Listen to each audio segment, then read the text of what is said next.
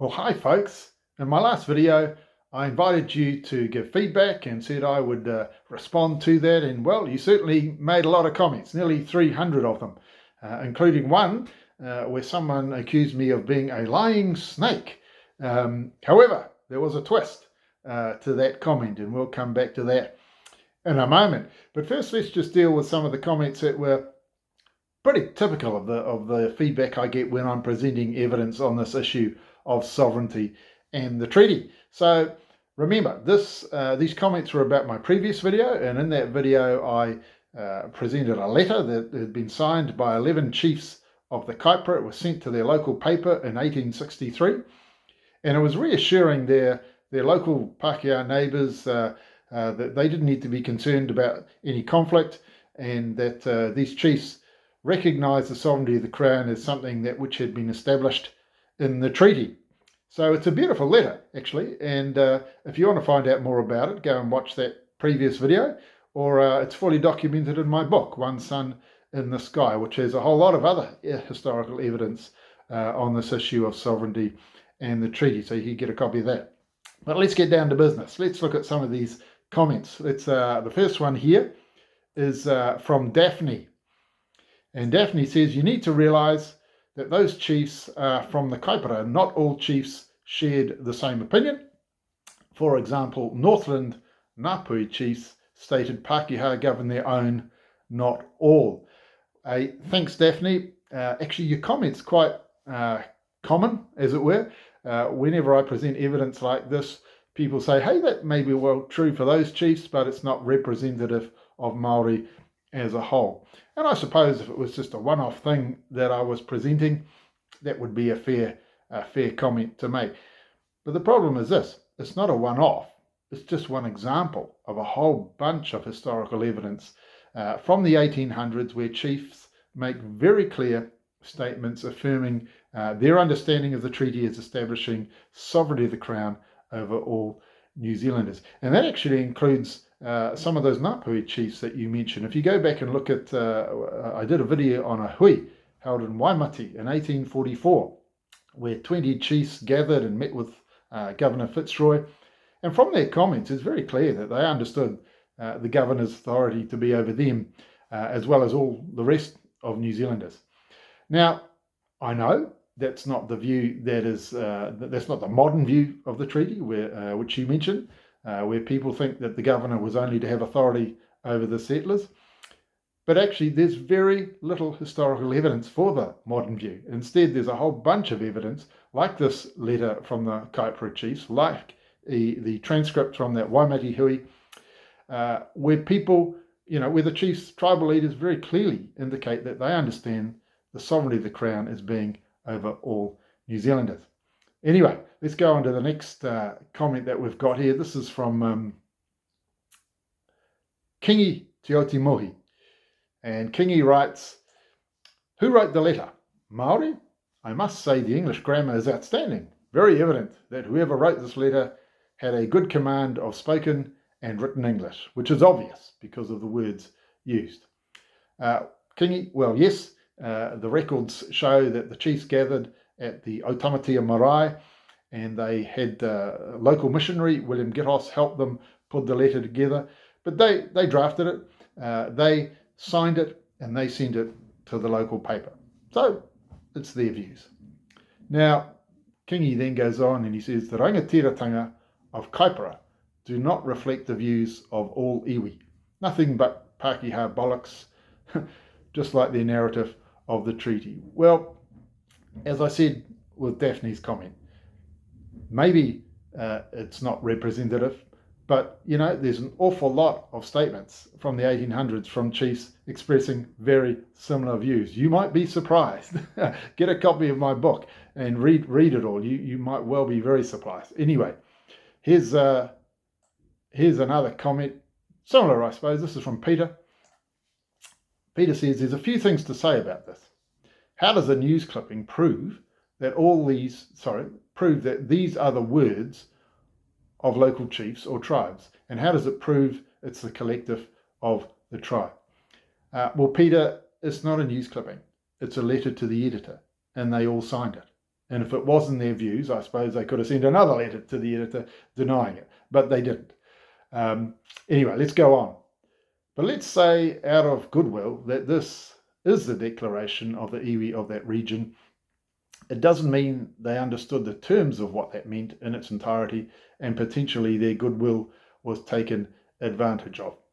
Well, Peter, firstly, to suggest, I think it's a little insulting actually, to suggest that these chiefs did not understand the letter which they had written. And secondly, there's no evidence of any Pākehā taking advantage of Māori in this area. In fact, there's evidence of some very good relations between Māori and Pākehā in this area. I mean, my wife's family's forebears moved into this area in the 1860s, and they have written family history showing very good relations between the family and some of the very chiefs who signed this letter. So I think it's a bit sad that, we often sort of default to this. It's really an unsubstantiated slur that somehow there was some trickiness on the part of the Pākehā, instead of just taking the evidence at face value.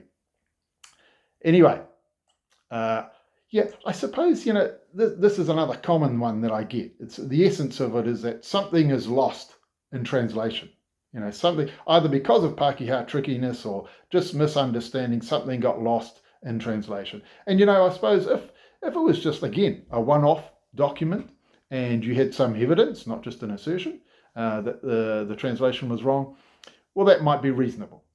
But when you have a whole bunch of evidence, a whole bunch of statements from tribal leaders in the 1800s, all saying on the face of it pretty much the same thing, then I think it's just not reasonable to dismiss it all and say somehow it's all lost in translation. We need to give these chiefs the respect of listening to what they actually said. Unfortunately, respect and engaging with evidence is not that common on this topic. Here we have a classic from Neville. Neville says, a letter to a paper supposedly written by all the chiefs of the Kaipara, that is your factual evidence? Laugh out loud. It might be more convincing if you wore a white jacket and fake glasses. Sorry, Neville, don't have a white jacket, don't have fake glasses. Anyway, let's go on to the next comment. This is an exception. This is from someone who disagreed and did actually provide some evidence, which I appreciated. This is from Jason on the East Coast. Jason says, our chiefs on the East Coast, mana whenua chiefs, wish peace to Pākehā.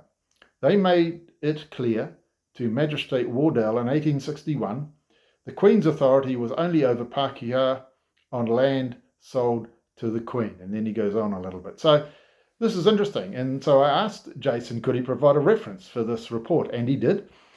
And it's quite a big report, but I found it fascinating. And I certainly need to look into it more. On first glance, I suspect that Jason and I might, have a bit of a disagreement on how to interpret the evidence in the report. But regardless, I really appreciated that he provided evidence and he engaged in a respectful, evidence-based discussion. Good on you, Jason. Appreciate that. Thanks, mate. And I do hope you weren't too badly affected by all the flooding and landslips down in the East Cape just recently. Now, we come to the classic comment, the lying snake. Now, I've just crossed out the person's name here, and you'll see why in a minute. But let's just briefly deal with this one. I'm not going to read it all. You snake, great start. And then they go on to just describe what they think the letter actually says, which it doesn't. Simply doesn't say what they say. It says, just read it, it's there. And then they finish, you are a tyrant, like these governors, spreading lies, you snake. So, I suppose this is typical of quite a bit of feedback I get where people, they don't like the message, so they shoot the messenger. But as I say to people all the time, hey, it's not about me. It's not about me. It's actually about the evidence. Then why don't you just engage with that? So this person, I've left their name out, and firstly because it just wasn't needed, and secondly because what happened next was actually quite surprising. I replied to some of their other comments that they made, agreeing with them, and they had a complete change of heart, apologised and asked me to forgive them, which I was only too happy to do. Firstly, because I know who's forgiven me, and secondly, because, in the context of this beautiful letter from these Kaipara Chiefs expressing such friendship and respect and reassurance to their Pākehā neighbours, how could we not try and walk in the same spirit today, or at least try to? And that brings me to my final comment. This here is from Judy. Judy says, I love the warm tone of the letter and hope we can return to this mutually respectful place. Thanks, Judy. Couldn't agree more. So that's it for today. As I say, get the book, review the evidence for yourself. There's a link just there. And also subscribe, like the channel, because I do intend to bring forward some more interesting stories from our history on this issue of sovereignty in the treaty. And I will see you in the next one.